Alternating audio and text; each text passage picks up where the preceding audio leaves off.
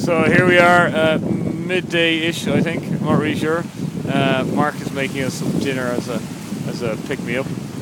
So now I've become very comfortable in my new sitting position. I have a lovely seat.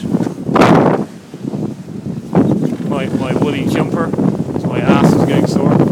Here is North Donegal coastline.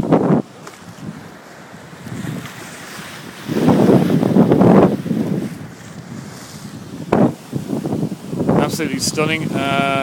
So basically we're going for close to Malin Head. There's an island north of that to go around, and then on to Rathlin, and hopefully the tide looking good for us around at the moment.